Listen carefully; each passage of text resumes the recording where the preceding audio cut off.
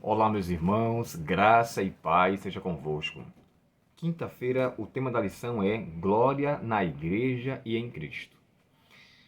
O autor da lição ele começa dando uma descrição de uma possibilidade que no texto de Paulo ele estivesse por acaso glorificando a igreja de igualdade com Cristo. Teria de fato o autor querendo dar esse parecer? Será que Paulo estava agora colocando o nível da glorificação à igreja à mesma de Cristo? Claro que não. O autor deixa claro aqui no texto que a glória é dada a Cristo pelo que ele fez à igreja. Então a igreja recebe de Cristo a sua honra, a sua dádiva, o seu poder, o seu auxílio, para que através de Cristo ela realize a obra de Cristo que ele veio fazer aqui nessa terra. A pergunta aqui diz assim, ó: como Paulo concluiu o seu relato de oração com uma doxologia, um breve e poético louvor a Deus. Pronto. Doxologia é o que diz em seguida, um breve e poético louvor a Deus, porque doxo é o termo grego que vem a expressão glória, e logia vem de logos ou palavra. Então, glorificar pela palavra. Glorificado ou louvado seja pelo que ele deixou escrito. Paulo aqui exalta o que ele falou para eles. Então, essa doxologia tem a ver com o que ele estava de fato demonstrando é, aos seus irmãos de Éfeso, que embora eles fossem pessoas que fossem descartadas, ele louvou a Deus, descartadas na visão dos judeus. Ele louvou a Deus pelo fato de Deus também ter concedido a ele o mistério revelado através da salvação concedida para eles. É interessante que quando Paulo escreve aos Coríntios, ele fala algo bem parecido. Olha só, na primeira carta de Paulo aos Coríntios, no capítulo 1 e o verso 28, o texto diz assim: Deus escolheu coisas desprezadas pelo mundo, tidas como insignificantes, e as usou para reduzir. Olha só, deixa eu ler para vocês aqui melhor.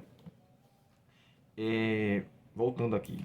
1 Coríntios, capítulo 1, na NVT, o texto diz assim: Deus escolheu coisas desprezadas pelo mundo, tidas como insignificantes, e as usou para reduzir a nada aquilo que o mundo considerava importante. Um trocadilho, né? Em contrário. Verso 20. Portanto, ninguém jamais se orgulhe na presença de Deus. Foi por iniciativa de Deus que vocês estão em Cristo Jesus, que se tornou a sabedoria de Deus em nosso favor, nos declarou justos diante de Deus e nos santificou e nos libertou do pecado. Portanto, como dizem as Escrituras, quem quiser gloriar-se, glorie-se no Senhor. Vou bater aqui agora e acabou mexendo. Então, eu aprendo o seguinte: Deus glorificou a igreja através, ou melhor, Deus glorificou, o Cristo foi glorificado através do que a igreja foi dele recebida, ou foi agraciada. Cristo estendeu, e todo o capítulo de 1 a 3 que nós estamos lendo até aqui, Paulo termina essa sua parte glorificando a Deus, louvando a Deus por essa dádiva. E nessa mesma tradução, o texto nos diz assim: portanto, verso 20, 21. Portanto, não se orgulhe.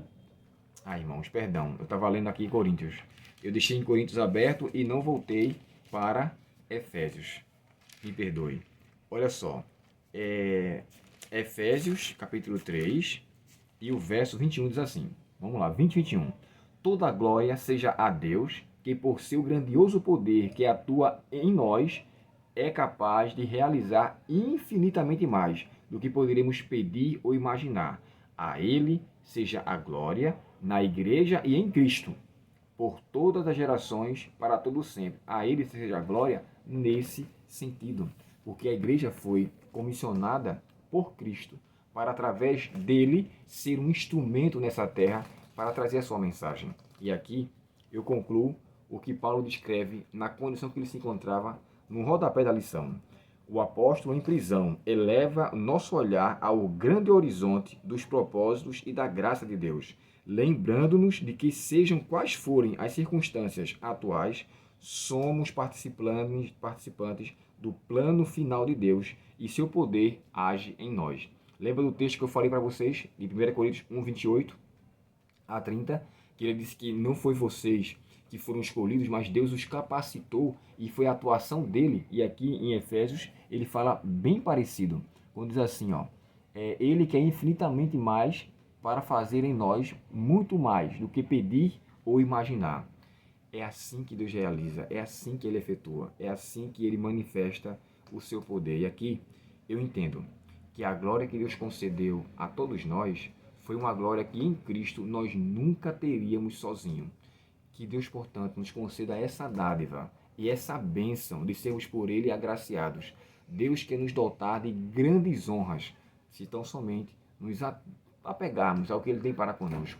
É Ele quem efetua em nós o querer como realizar, segundo a sua boa vontade. Permita com que Cristo efetue em você a sua vontade. Permita com que Deus transforme o seu ser.